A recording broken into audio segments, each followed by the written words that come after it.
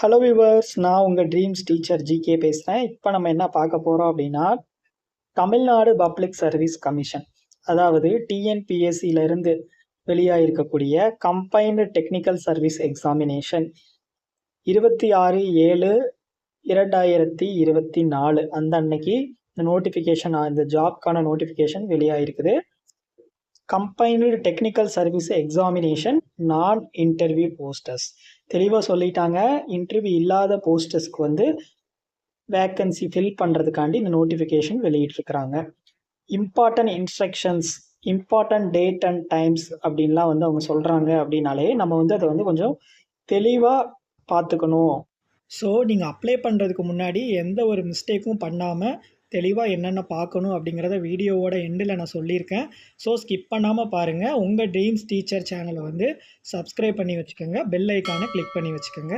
Important date and time என்ன சொல்கிறாங்க அப்படின்னு சொல்லி நம்ம பார்த்தோம் அப்படின்னா, டேட் ஆஃப் நோட்டிஃபிகேஷன் எப்போ உங்களுக்கு அப்படின்னு பார்த்துக்கிட்டிங்கன்னா 26/7/2024. Last date and time for submission of online application எப்போ அப்படின்னு பார்த்துக்கிட்டிங்கன்னா 24/8/2024 மதியானம் 11:59, அதாவது 12 மணி வரைக்கும். அப்ளிகேஷன் கரெக்ஷன்ஸ் ஏதாவது நீங்கள் பண்ணணும் அப்படின்னு நீங்கள் நினச்சிங்க அப்படின்னா 28/8/2024 30/8/2024 அவங்க மென்ஷன் பண்ணியிருக்கிற அந்த டைம் பீரியட்குள்ளே நீங்கள் வந்து கரெக்ஷன்ஸ் பண்ணிக்கலாம். எக்ஸாம்ஸ் வந்து எப்படி வைக்கிறாங்க, date and time of examination என்ன அப்படின்னு பார்த்துக்கிட்டிங்கன்னா, பேப்பர் 1 பேப்பர் 2 அப்படின்னு சொல்லி உங்களுக்கு வந்து ஒரு 2 விஷயம் வந்து இருக்குது. இதில் என்ன அப்படின்னு பார்த்தீங்கன்னா, பேப்பர் 1ல் Tamil eligibility test, general studies and aptitude and mental ability test வந்து இருக்க போகுது. 26/10/2024 9:30 மணி 12:30 மணி வரைக்கும் எக்ஸாம் வைக்கிறாங்க. கிட்டத்தட்ட உங்களுக்கு ஒரு 3 மணி நேரம் டைம் வந்து கொடுப்பாங்க. குரூப் 4 எக்ஸாம் எப்படியோ அதே மாதிரியே இருக்க போகுது அந்த எக்ஸாம் உங்களுக்கு. இல்லை 26/10/2024 அந்த டேட்டில் வந்து அந்த எக்ஸாம் குரூப் பேப்பர் 1 வந்து வைக்கிறாங்க. நல்லா கவனிச்சு பார்த்துக்கோங்க. டிஎன்பிசி இந்த டைம் என்ன பண்ணியிருக்காங்க அப்படின்னு பார்த்தீங்கன்னா, 14/10/2024 23/10/2024 அந்த டேட்டில் உங்களுக்கான சப்ஜெக்ட் பேப்பரை வந்து முன்னாடியே வைக்கிறாங்க. நல்லா கவனிச்சு பாருங்க. பேப்பர் 2 எழுதுனதுக்கு அப்புறம் தான் நீங்க பேப்பர் 1வே எழுத போறீங்க. ஸோ உங்களுடைய சப்ஜெக்ட், நீங்க ஒரு பாட்னி ஸ்டூடெண்ட்டாக இருக்கலாம், இல்லை வந்து நீங்க ஒரு அக்ரிகல்ச்சர் ஸ்டூடெண்ட்டாக இருக்கலாம், ஸோ நீங்க வந்து ஒரு பயோகெமிஸ்ட்ரி ஸ்டூடெண்ட்டாக இருக்கலாம்.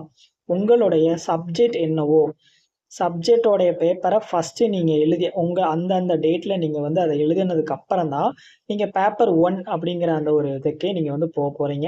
So agriculture, archaeology, biochemistry, biotechnology, botany, இந்த மாதிரியான எந்த டிகிரி நீங்கள் இதில் இருக்கக்கூடிய டிகிரி நீங்கள் படிச்சிருந்தாலும் இந்த ஒரு வேலைகளுக்கு அப்ளை பண்ணுறதுக்கு நீங்கள் எலிஜிபிள் அப்படின்னு தான் நான் வந்து சொல்லுவேன்.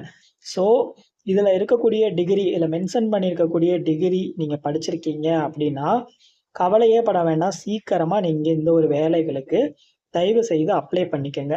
நான் ஏன் சொல்கிறேன் அப்படின்னா, இந்த எல்லா டிகிரியுமே வந்து உங்களுக்கு குரூப் 1, குரூப் 2, குரூப் 4 மாதிரி உங்களுக்கு டஃப் வந்து இருக்காது. ஸோ உங்களுக்கு ஏன் அப்படி சொல்கிறேன் அப்படின்னா, காம்படிஷன் வந்து உங்களுக்கு ரொம்ப கம்மியாக தான் இருக்க போகுது. உங்களுடைய டிகிரி படிச்சிருக்கவங்க மட்டும்தான் உங்களுக்கு காம்படிஷனாக வர போகிறாங்க. ஸோ பாட்னி படிச்சிருக்கீங்க இல்லையா, பாட்னி ஸ்டூடெண்ட்ஸ் மட்டும்தான் உங்களுக்கு காம்படிஷனாக வருவாங்க. இன்ஜினியரிங் முடிச்சிருக்கீங்களா, இன்ஜினியரிங் ஸ்டூடெண்ட்ஸ் மட்டும்தான் உங்களுக்கு காம்படிஷனாக வருவாங்க. ஸோ உங்களுடைய டிகிரி படிச்சிருக்கவங்க மட்டும்தான் உங்களுக்கு காம்படிஷனாக வருவாங்க. அதனால தாராளமாக இந்த ஒரு வேலைகளுக்கு நீங்கள் அப்ளை பண்ணலாம். இந்த டைம் டிஎன்பிஎஸ்சி என்ன பண்ணிட்டாங்க அப்படின்னா, போஸ்ட் அண்ட் வேக்கன்சிஸை கேஸ்ட் வைஸாக, அதாவது கம்யூனிட்டி வைஸாக வந்து பிரிச்சுட்டாங்க. ஸோ இந்த கம்யூனிட்டியில் இருக்கிறவங்களுக்கு இத்தனை போஸ்டிங்ஸ் வந்து இந்த போஸ்ட்டில் இருக்குது அப்படிங்கிறத வந்து டேபிள் போட்டு உங்களுக்கு அழகாக காமிச்சிட்டாங்க. ஸோ இந்த வீடியோட டிஸ்கிரிப்ஷனில் நான் இந்த பிடிஎஃப்பை வந்து லிங்க் பண்ணி வைக்கிறேன். நீங்கள் வந்து இந்த பிடிஎஃப்பை டவுன்லோட் பண்ணி ஒவ்வொரு பார்ட்டையும் நல்லா தெளிவாக பார்த்துட்டு இதில் எது வந்து நம்ம அப்ளை பண்ணலாம், நமக்கான குவாலிஃபிகேஷன் இதில் என்ன கேட்டிருக்காங்க அப்படிங்கிறத பார்த்துட்டு அந்த பர்டிகுலர் போஸ்ட்டுக்கு வந்து நீங்கள் வந்து அப்ளை பண்ணிக்க முடியும். ஸோ நீங்கள் வந்து இன்னும் டைம் வேஸ்ட் பண்ண வேண்டாம். அழகாக குரூப் 2 படிச்சுட்டு இருக்கிறீங்க, இல்லை குரூப் 1 ப்ரிப்பேர் பண்ணீங்க, இல்லை நீங்கள் வந்து ஒரு கவர்மெண்ட் ஜாப்க்கு தான் போக போகிறீங்க அப்படிங்கிறத வந்து நீங்கள் முடிவு பண்ணிட்டீங்க அப்படின்னாலே உங்களுடைய டிகிரிக்கு ஏற்ற மாதிரியான போஸ்டிங்ஸ் இதில் இருக்குது. ஸோ நீங்கள் இதை தெளிவாக படிச்சுட்டு இந்த ஒரு வேலைகளுக்கு நீங்கள் வந்து அப்ளை பண்ணிக்கலாம். ஏஜ் லிமிட் பார்த்தீங்க அப்படின்னா உங்களுக்கு 32 மேக்ஸிமம் 32 கொடுத்துருக்காங்க. ஒவ்வொரு போஸ்டிங்க்குமே வேறு வேறு ஏஜ் லிமிட் கொடுத்துருக்காங்க. என்னை பொறுத்த வரைக்கும் நான் என்ன சொல்லுவேன் அப்படின்னா, ஒரு டிகிரி முடித்தவங்க எல்லாருமே இதுக்கு எலிஜிபிள் தான். ஒரு டிகிரி முடித்து இன்றைக்கி டேட் இந்த எக்ஸாம் நோட்டிஃபிகேஷன் வர்ற டேட் வரைக்கும் டேட்குள்ளே உங்ககிட்ட நீங்கள் அந்த ப்ரொவிஷ்னல் சர்டிஃபிகேட்ஸ் எல்லாம் டிகிரி சர்டிஃபிகேட்ஸ் எல்லாம் வச்சுருக்கீங்க அப்படின்னா தாராளமாக நீங்கள் இந்த ஒரு வேலைகளுக்கு அப்ளை பண்ணிக்க முடியும். நீங்கள் என்ன போஸ்ட்டை வந்து சூஸ் பண்ண போகிறீங்க, அந்த போஸ்ட்டுக்கு என்ன குவாலிஃபிகேஷன் இருக்கணும், என்ன குவாலிஃபிகேஷன் தேவை அப்படிங்கிறத குவாலிஃபிகேஷன் அண்ட் எக்ஸ்பீரியன்ஸ் அப்படிங்கிற ஒரு காலமில் நமக்கு கொடுத்துருக்காங்க.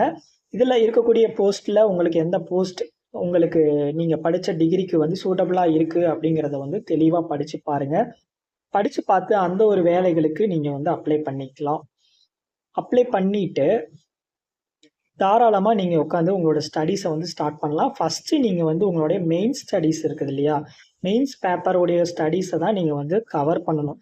சப்போஸ் நீங்கள் வந்து ஒரு ஜுவாலஜி ஸ்டூடெண்ட்டாக இருக்கீங்க அப்படின்னா உங்கள் ஜுவாலஜி கொடுத்துருக்கக்கூடிய சிலபஸ் இந்த வீடியோவுக்கு கீழேயே ஒவ்வொரு பர்டிகுலர் போஸ்டிங்க்கும் தேவையான டிகிரிக்கு உரிய சிலபஸ் வந்து அங்கே பின் பண்ணியிருக்காங்க. நீங்கள் வந்து தாராளமாக அந்த சிலபஸை டவுன்லோட் பண்ணி வச்சுட்டு அதில் இருக்கிற டாபிக்ஸை வந்து நீங்கள் டெய்லி ப்ராக்டிஸ் பண்ணலாம். செகண்ட் என்ன பார்க்க போகிறோம் அப்படின்னா எக்ஸாம் டைப் வந்து எப்படி இருக்குது அப்படிங்கிறத வந்து பார்க்கலாம். இதில் வந்து போஸ்ட் அதர் தென் டிரான்ஸ்லேட்டர் அப்படிங்கிறதுக்கு வந்து என்ன பண்ணுறாங்க அப்படின்னு பார்த்தீங்கன்னா பேப்பர் 1ல் பார்ட் ஏ பார்ட் பி அப்படிங்கிற விஷயம் இருக்குது. பார்ட் ஏ வந்து ஃபுல் அண்ட் ஃபுல் தமிழ் தான். அது வந்து எலிஜிபிள் டெஸ்ட் மட்டும்தான். 100 கேள்விகள் கேட்கப்படும். 150 மதிப்பெண்கள் வந்து கொடுக்க போகிறாங்க.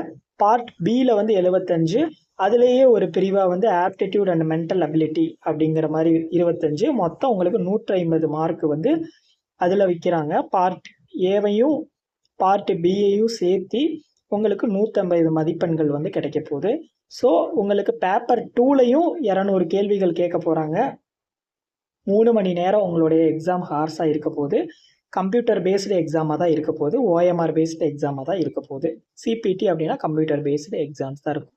இந்த எக்ஸாம்ஸை நீங்கள் வந்து தமிழ்லையும் எழுதிக்கலாம், போத் இங்கிலீஷ்லேயும் எழுதிக்கலாம். அது பர்டிகுலர் சப்ஜெக்ட்டுக்கு மட்டும்தான் அதில் வந்து உங்களுக்கு தெளிவாக மென்ஷன் பண்ணியிருக்காங்க.